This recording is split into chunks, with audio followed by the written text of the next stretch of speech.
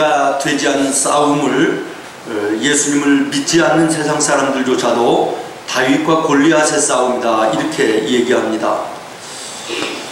그렇지요. 누가 봐도 어린 꼬마요 빈손이었던 다윗,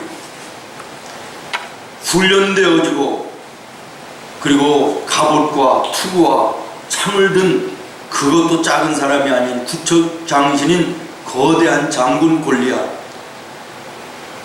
싸워볼 필요도 없이 사람들은 골리앗의 승리를 얘기했을 것입니다. 그러나 결과는 우리가 잘 아는 것처럼 다윗의 일방적인 승리였지요. 이스라엘의 역사에 보면 수많은 전쟁들이 있었습니다만 또 하나 우리가 얘기할 수 있는 전쟁은 미디안 대국이 이스라엘을 침략했을 때 300명의 용사가 기드온을 중심해서 나아가 싸워 대승을 거두었다라는 것이죠. 그야말로 다윗과 골리앗의 싸움이었지만 승리는 결국에는 다윗이었다, 이스라엘이었다는 거예요. 한 번은 이스라엘 백성들이요 하나님 앞에 잘못 사는 것이 너무나도 마음 아파 미스바 광장에 모여서 금식하며 회개하며 기도하는 이런 시간을 갖도록 했습니다. 이 소문을 들은 이웃나라 블레셋 강국이죠. 그래, 금식하며 기도하니 저희들이 무슨 힘이 있겠으며 기도하러 간 사람들이 무슨 무기가 있겠는가, 이번 기회에 이스라엘을 완전히 먹어버리자. 그리고 쳐들어오는데 철병거를 앞에 세우고 몰고 들어왔다는 것입니다. 그러나 하나님께서는 블레셋 진영에 천둥과 우레를 바라심으로 블레셋의 모든 군대가 대패하고 쫓겨가는 놀라운 기적같은 역사가 일어났습니다. 그렇습니다. 전쟁은 하나님께 속한 것입니다. 사랑하는 여러분, 6.25 전쟁 때를 한번 생각해 보시기 바랍니다. 오늘이 6.25 한국전쟁 67주년을 맞는 날입니다. 6월 25일, 마침 오늘 우리가 이 주일 날인데 기념주일을 우리가 지키게 됩니다. 저 북한은 이스라엘 백성들에게 철병거를 앞세워서 블레셋이 치고 들어왔던 것처럼 소련제 탱크 250대를 앞세워서 우리나라를 쳐들어옵니다. 그것도 일주일 동안 열심히 일하고 사람들이 다 일요일 새벽 잠들어 있는 그때 틈을 타서 밀고 내려온 것입니다. 상상할 수도 없는 일이지만 불과 3일 만에 수도 서울이 점령되는 이런 일이 벌어지지 않습니까? 한 달도 되지 못한 7월 달에 이제 이 나라가 거의 다 밀리고 밀려 낙동강 앞에까지 이르렀습니다. 이제는 낙동강만 건너면 부산밖에는 남지 않은 절체절명의 위기 속에 이 나라가 빠지게 됩니다. 어떤 우리나라의 그 지도자 한 분이 책을 쓰셨는데 그 책 내용에 이런 얘기가 있습니다. 내가 살면서 의문스러운 일들 가운데 의문스러운 일이 있다면 그때 북괴군이 낙동강을 왜 건너지 못했는지, 그 큰 강력한 그 군사력을 가지고 낙동강을 건너지 못했는지 알 길이 없다라고 하는 글을 썼습니다. 그러나 우리 그리스도인들은 왜 그랬는지 이유를 잘 압니다. 전쟁은 사람이나 군사나 어떤 병력이나 무기에 있는 것이 아니라 하나님의 손에 있음을 알기 때문입니다. 대통령이었던 그때 당시에 이승만 대통령이 방송을 통하여 호소를 했습니다. 부산으로 피난 내려온 목사님들, 예수 믿는 우리 성도들, 부산 해운대 백사장으로 모이십시다. 절체절명의 위기 가운데 있는 이 나라와 이 민족을 위해서 기도하십시다. 수천 수만의 예수 믿는 성도들이 부산 해운대 백사장에 모였습니다. 대통령이 호소합니다. 우리가 밥을 먹지 말고 금식하면서 우리 속에 있는 이 나라를 위해서 기도하십시다. 일주일을 작정하고 기도를 시작했습니다. 일주일이 다 맞춰지는 그때 비가 옥수같이 내렸답니다. 그럼에도 한 사람도 자리를 뜨지 않고 하나님께 무릎 꿇어 기도했다는 거예요. 기도회가 맞춰질 때 비가 멎었습니다. 날이 갰습니다. 이때를 기회로 삼아서 일본 오키나와에 출격을 준비하고 있던 미국의 폭격기들이 출격해서 낙동강 부근에 있는 북괴들을, 괴뢰군들을 폭격함으로 그들이 이제는 물러가는 계기가 되고, 마침 메가더 장군이 인천 상륙작전을 펼침으로 해서 북한군들이 밀려 올라가게 되었다라는 것입니다. 그리고 오늘 우리가 이 자리에 이렇게 자유로운 예배를 드리고 있는 줄로 믿습니다. 유엔군이 파견될 때도 마찬가지입니다. 그냥 뭐 유엔군이 전쟁이 났다고 이 나라에 오는 거 아니지 않습니까? 안전보장이사회에 결의가 있어야만 파병이 결정이 되는데, 소련의 대표가 그 자리에 참석을 하기만 하면 부결되는 것은, 이것은 자명한 일입니다. 그런데 시간이 됐는데도 불구하고 소련 대표가 회의 자리에 참석하지를 않는 것입니다. 그래서 통과가 된 것이고, 그래서 16개의 유엔군들이 우리나라 전쟁에 와서 도와줌으로 우리가 오늘 이렇게 안전하고 번창하는 나라 속에서 예배를 하고 있다는 사실입니다. 나중에 알고 보니까 소련 대표가 타고 오던 차가 비가 내리는 옥수 같은 비 속에 진창에 빠져서 제 시간에 도착하지 못했다라는 거예요. 사람들은 우연이라고 얘기할지 모르겠습니다. 그러나 예수 안에서 하나님을 향하여 기도하는 믿음의 성도들은 하나님의 뜻인 줄로 믿습니다. 하나님의 역사하심을 우리는 믿는 것입니다. 그렇습니다. 사랑하는 성도 여러분, 하나님이 이 나라와 백성들을 불쌍히 여기신 줄로 믿습니다. 우리 크리스찬들의 기도를 들으시고 이 민족을 지켜주신 줄로 믿습니다. 여러분 한번 따라하겠습니다. 구원은 오직 여호와의 손에 있느니라. 아멘.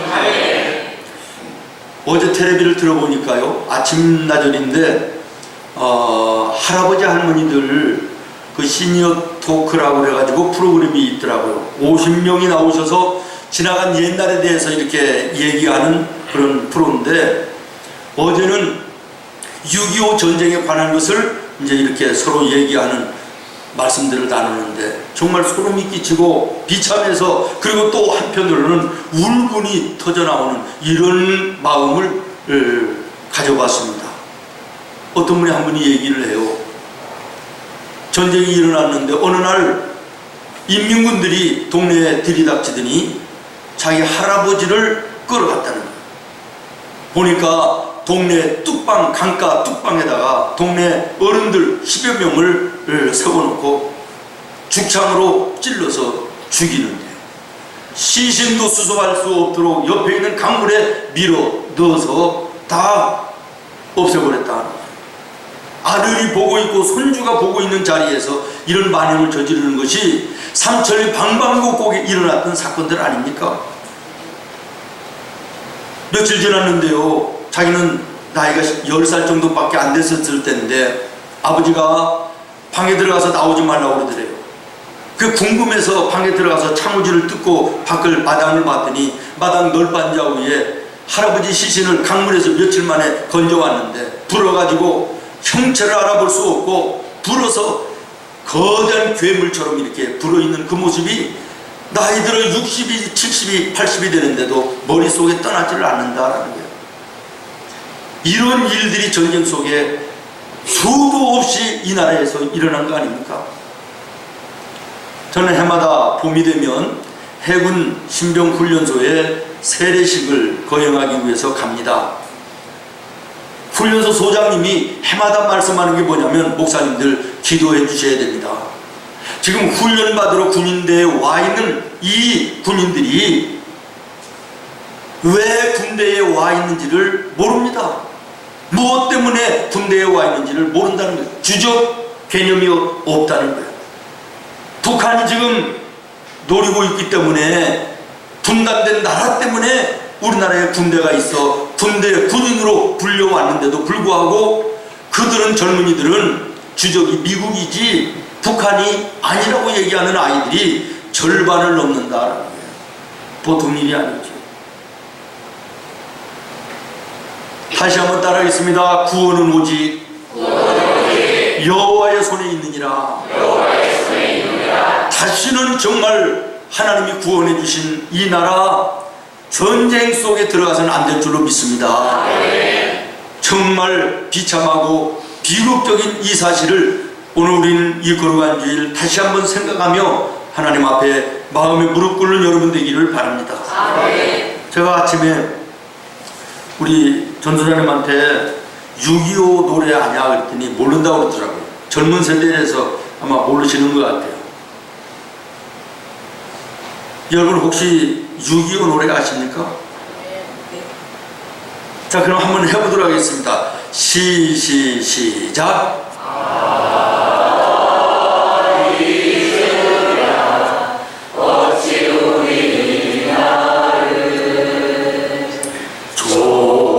조국의 원수들이 짓밟아 오른 나를 맹주와 붉은 피로 원수를 막아내요.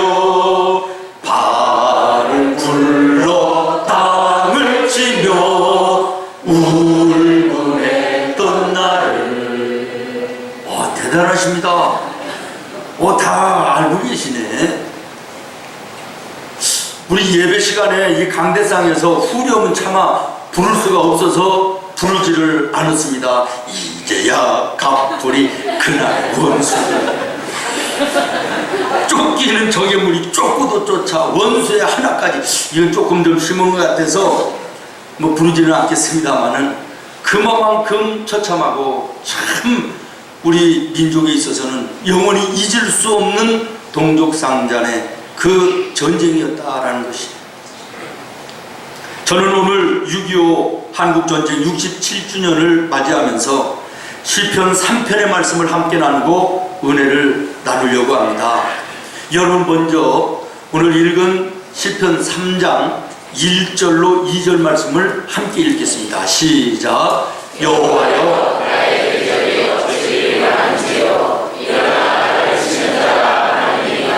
많은 사람이 나를 대적하여 말하기를 그는 하나님께 구원을 받지 못한다 하나이다. 아멘. 짧은 두 구절의 말씀 속에요, 많다라는 단어가 무려 3번 나옵니다. 무엇가 많다는 것이지요? 다윗에게는 대적이 많았다라는 거예요. 그들은 다윗을 둘러싸고 으름장을 놓고 하나님의 이름을 들먹이면서 조롱하고 다윗을 흔들어 죽음 가운데 넘어뜨리려고 했다는 것입니다. 그렇습니다. 사랑하는 여러분, 언제든지 어느 시대를 막론하고 하나님 안에서 믿음으로 의롭게 살려고 하면 핍박이 있는 법입니다. 디모데후서 3장 11절에도 보면 무릇 그리스도 예수 안에서 경건하게 살고자 하는 자는 뭘 받으리라? 박해를, 핍박을 받으리라. 영적인 견지에서도 마찬가지입니다. 우리 주변을 돌아보십시오. 내가 예수 믿고 믿음 안에서 하나님 앞에서 신실하게, 성실하게, 정직하게, 의롭게 살려고 하면 도와주고 격려해주고, 그리고 격려해주고 박수 쳐주는 사람들보다는 비아냥거리고 손가락질하고 가로막는 사람들이 더 많은 것입니다. 이상할 것이 없습니다. 이것이 하나님의 말씀입니다. 믿음의 의의 길을 걸어가려고 하는 자, 오늘 말씀에 보니까 가로막는 자들, 조롱하고 비웃는 자들, 비판하는 자들 많다는 것입니다. 그러나 그 길이 생명의 길이고 그 길이 축복의 길임을 성경을 말씀하고 있는 것입니다. 때가 악한 세상이기 때문에 마귀는 세상과 사람들을 통해서 우리의 신앙에 도전을 해오는 것입니다. 그래서 베드로전서 5장 8절에 이렇게 말씀하십니다. 근신하라, 깨어라. 너의 대적 마귀가 우는 사자같이 두루다니며 삼킬 자를 찾는다. 아멘. 그렇습니다. 사랑하는 여러분, 오늘 우리 성도들은 지나온 이 나라의 역사를 돌아볼 뿐만 아니라 하나님 앞에 다시 한번 내 자신을 믿음 안에서 바로 바라보고 내 자신의 믿음을 바로 세우는 귀한 시간을 가져야 될 것입니다. 아멘. 다시 한번 나라와 민족을 사랑하는 마음을 가지고 6.25 67주년을 우리가 지나야 될 것입니다. 하나님께서는 이 나라와 민족이 위기 속에 빠질 때마다 한국 교회들의 기도와 성도들의 기도를 통하여 지금까지 인도하여 주셨습니다. 일본의 36년의 식민지 속에서도 자유함을 주셨고 6.25의 침략전쟁 가운데서도 우리를 지켜주시며 인도하셔서 오늘 이렇게 안전하게 평화롭게 그리고 번성하고 창대한 나라 속에서 하나님께 예배하고 있음을 감사합니다. 아멘. 이제는 두 번 다시 이 땅에 이러한 끔찍한 전쟁의 역사가 찾아오지 않아야 되겠습니다. 아멘. 그러기 위해서는 하나님의 교회들이 교회의 사명을 제대로 감당해야 되고 아멘. 우리 성도들이 성도다운 삶 속에 살아야 되는 것입니다. 아멘. 다시 한번 말씀드립니다. 진정한 나라를 사랑하는 애국이라는 것은 어떤 일이 있을 때마다 머리에 붉은 띠를 띠고 거리로 달려가는 것만이 애국이 아닙니다. 촛불을 들고 광장으로 모여가는 것만이 애국이 아닙니다. 진정한 애국은 우리 성도들이 말씀의 등불을 들어야 됩니다. 아멘. 기도의 허리띠를 띠고 하나님을 향하여 무릎 꿇어 나라와 민족을 위하여 기도해야 되는 것입니다. 아멘. 하나님께서는 나라와 민족이 위기 속에 있을 때마다 지켜주셨던 것처럼 우리의 신앙적인 의미에서도 마찬가지입니다. 하나님 우리를 사랑하심으로 죄와 사망의 마귀의 권세에서 해방시켜 우리를 주의 자녀 삼아주셨습니다. 아멘. 그리고 이렇게 말씀하셨습니다. 갈라디아서 5장에 그리스도께서 우리를 자유롭게 하려고 자유를 주셨으니 아멘. 그러므로 굳건하게 서서 다시는 종의 멍에를 매지 말라. 아멘. 오늘 우리가 이 전쟁에서 구원하신 하나님 앞에 이제는 자유함을 누려야 될 뿐만 아니라 우리의 신앙적으로서도 악한 마귀의 권세, 죄의 권세에서 우리를 자유케 하신 그 주님의 은혜를 생각하며 다시는 우리가 이 자유를 빼앗기지 않는 우리 믿음의 성도들이 되어야 된다는 것입니다. 아멘. 그래서 사도 바울은 갈라디아서 5장 13절에 형제들아 너희가 자유를 위하여 부르심을 입었으니 우리 예수 믿는 성도들은 자유함을 누리게 하기 위해서 하나님으로부터 부르심을 받았다고 말씀하고 있습니다. 아멘. 그렇습니다. 사랑하는 성도 여러분, 우리 그리스도인들은 자유를 위하여 부르심받은 하나님의 자녀들입니다. 아멘. 하나님이 인간에게 주신 가장 큰 선물이 생명이고 두 번째 선물이 자유입니다. 아멘. 생명이 없는 자유는 죽음이고 자유가 없는 생명은 종살이에 불과한 것입니다. 그래서 제퍼슨 같은 분은 나에게 자유를 달라, 그렇지 않으면 차라리 죽음을 달라고 외쳤던 것입니다. 우리가 잘 아는 루터킹 목사님 같은 분은 흑인들을 위해서 인간 평등을 외치다가 총탄에 맞아 죽어가면서도 오 자유, 오 자유, 나는 자유하리라. 비록 얽매였으나 나는 이제 돌아가리. 자유를 주시는 하나님 품으로 찬송하며 하나님 나라에 갔다고 합니다. 그렇습니다. 사랑하는 성도 여러분, 하나님은 독생자 예수님께서 우리를 이 땅 위에 보내주시고 예수님은 우리를 위하여 희생함으로 우리에게 영원한 생명을 주셨습니다. 그리고 죄에서 자유함을 입는 은혜를 주셨습니다. 웬 은혜인지 웬 감사인지 모르겠습니다. 오 자유, 오 자유, 나는 자유하리라. 비록 얽매였으나 나는 이제 돌아가리. 자유 주시는 내 주님께. 할렐루야. 죄에서 자유 주신 우리 하나님, 다시는 우리가 악한 마귀의 죄의 종살이에 들어가서는 안 될 줄로 믿습니다. 주님 주신 이 자유를 빼앗겨서는 안 될 줄로 믿습니다. 예수 안에 우리가 자유함을 누릴 뿐만 아니라 그 자유함을 또한 모든 세상에 증거하는 삶을 살아야 될 것입니다. 그럼에도 불구하고 여전히 공중의 권세 잡은 악한 마귀는, 사탄은 우리의 영원한 생명을 다시금 도적질하기 위해서, 주님으로부터 받은 이 자유를 빼앗기 위해서 우는 사자처럼 오늘 이 시간에도 삼킬자를 두루 찾는다고 성경은 말씀하고 있습니다. 여기에 대해서 다윗은 3절과 6절에 이렇게 부르짖어 외칩니다. 3절 읽겠습니다. 시작.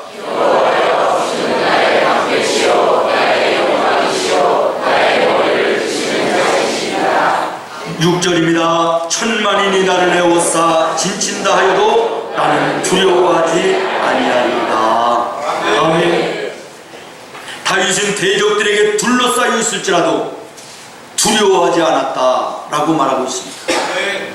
여러분, 사방으로 원수들이 둘러싸고 죽이려고 하는데 다윗이 왜, 무엇 때문에 두려워하지 않았을까요? 그의 마음속에 평안이 왜 있었을까요? 여러분, 1절을 다시 한번 보십시오. 1절 시작 이렇게 얘기합니다. 여호와여. 3절 시작을 보십시오. 여호와여. 7절 시작을 보십시오. 여호와여. 살아계신 하나님, 전능하신 하나님께 부르짖었다는 것입니다. 하나님을 향하여 기도의 무릎을 꿇었다는 것입니다. 믿음으로 하나님을 의지했다는 것입니다. 여호와 하나님을 부를 때 하나님이 다윗과 함께 하심으로 사방으로 우겨싸움을 당하고 원수의 무리들이 협박해 와도 두려워하지 않았다는 것입니다. 그렇습니다. 사랑하는 성도 여러분, 기도하지 않을 때는 거미줄도 철벽처럼 보이지만 기도하여 성령으로 충만하면 철벽도 거미줄로 보이는 것입니다. 기도하지 않고 성령으로 충만하지 않았던 10명의 정탐꾼은 가나안 땅에 들어가 가나안의 거민들을 볼 때 굉장한 거인들이었고 힘을 가지고 군사력을 가진, 그래서 우리가 그들에게 비하면 메뚜기 같다고 얘기했지만 기도하며 성령으로 충만했던 여호수아와 갈렙은 그들을 밥으로 본 것입니다. 사랑하는 여러분, 이스라엘 백성들이 블레셋과 싸울 때 기도하지 않던 사울 왕과 군인들은 골리앗을 바라보고 블레셋을 바라볼 때 공포요 두려움의 대상이었지만 기도하며 성령으로 충만했던 다윗의 눈에는 골리앗이 썩은 고목으로 보인 것입니다. 오늘 우리의 삶 속에 문제 없는 사람이 어디 있습니까? 걱정거리 없는 가정이 어디 있습니까? 질병의 문제로, 경제적인 문제로, 사업의 문제로, 자녀의 문제로 여러 가지 문제가 우리와 우리의 가정들 얼마나 많이 있습니까? 근데 그 문제들이 여러분의 눈에는 어떻게 보이느냐라는 거예요.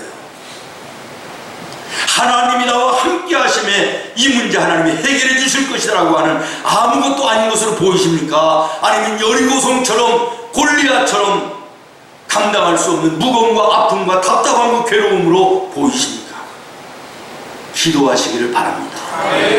내 힘과 내 능력으로는 감당할 수 없지만 하나님은 전능하십니다.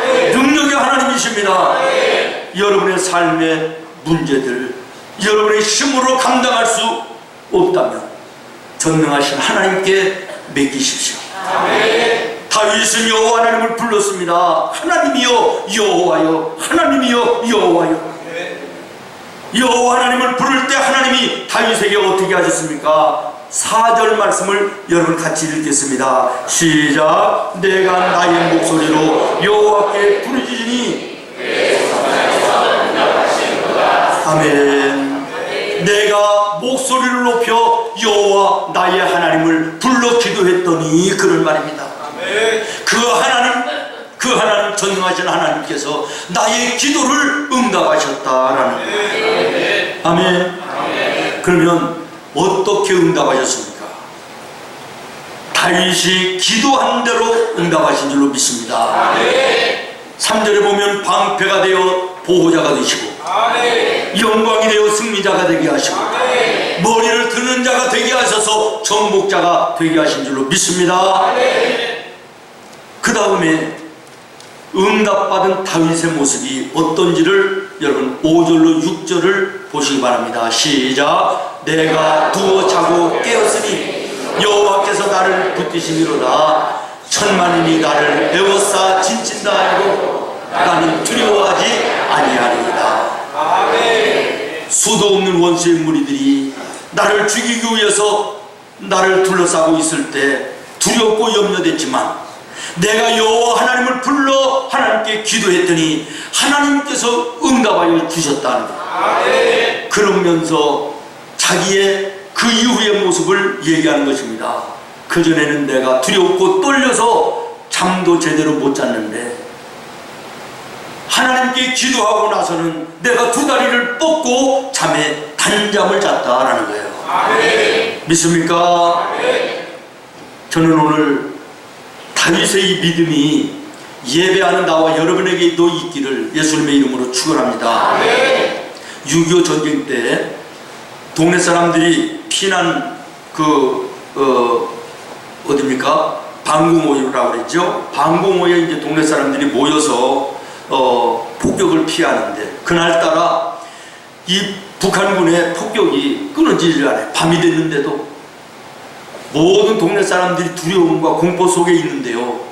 그 방공호 안에 조그마한 꼬마 하나가 두 무릎을 탁 꿇더니 쫑알쫑알쫑알 그리고 기도를 하더라는 거예요. 그러더니 이내 들어누워서 잠을 자는데 아침까지 한 번도 깨지 않고 잠을 자더라는 거예요. 그 다음날 동네 사람들이 물었답니다. 얘야, 너는 폭탄이 떨어지는데도 겁나지 않아? 무섭지 않아? 그랬더니 뭐라고 대답하냐면 안 무서워요. 주일학교에서 우리 선생님이 가르쳐 주셨는데요. 무서울 때 하나님께 기도하면 하나님이 졸지도 않고 주무시지도 않고 지켜주신댔어요. 여러분 그 방공호 안에 예수 믿는 어른들 안 계셨을까요? 얼마나 부끄러웠겠습니까? 사랑하는 여러분, 여러분에게 이와 같은 믿음이 있습니까?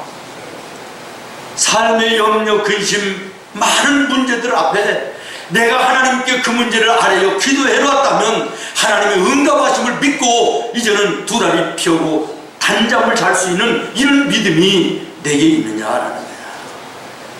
기도하면서도 염려하고 기도하면서도 걱정하고 의심하고 하나님의 말씀을 들으면 아멘 하면서도 일어나면 또 의심이고 걱정이고 염려가 이게 우리의 믿음 아닙니까?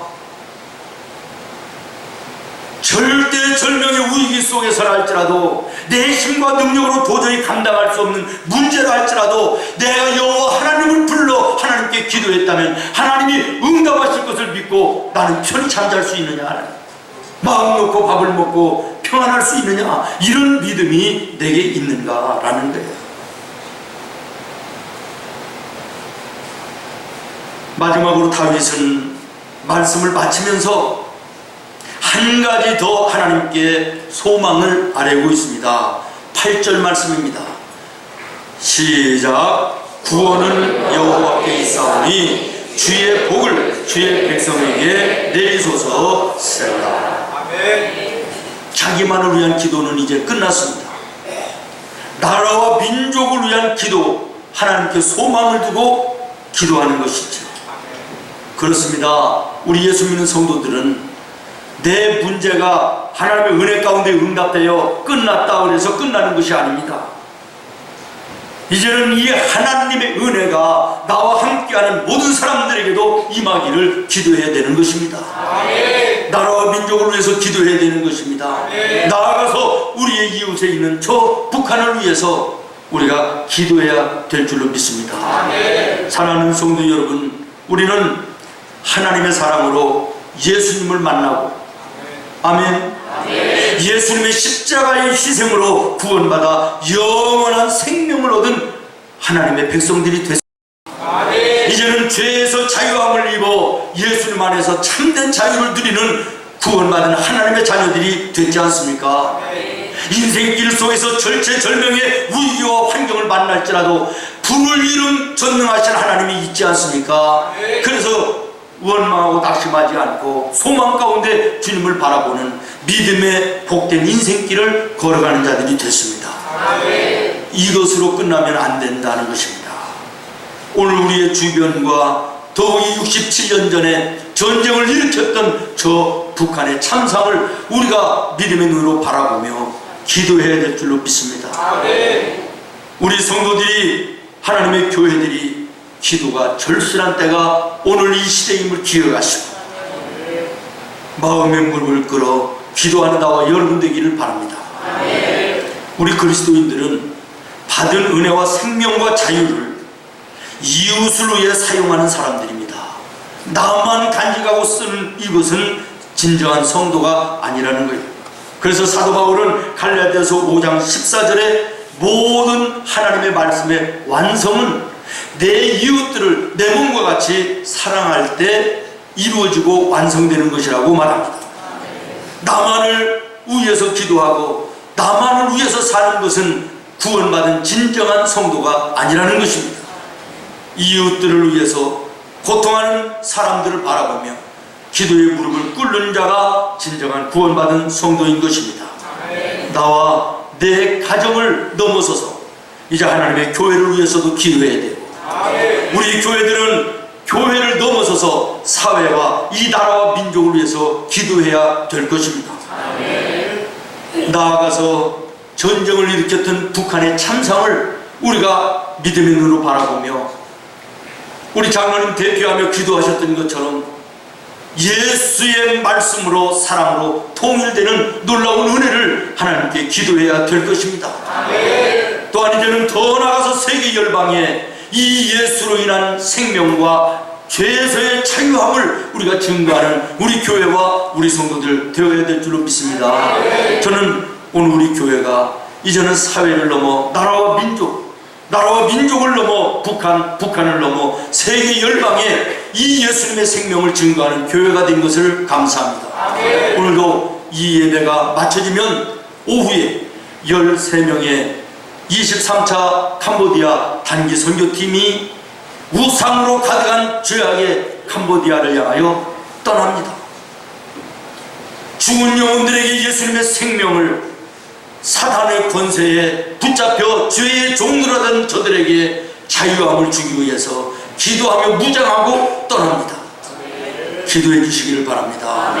생명의 역사들이 일어나기를, 자유함의 역사들이 일어나기를, 오늘 우리의 사명을 감당하는 우리 교회와 우리 성도들이 되기를 예수님의 이름으로 축원합니다. 기도하겠습니다. 주님.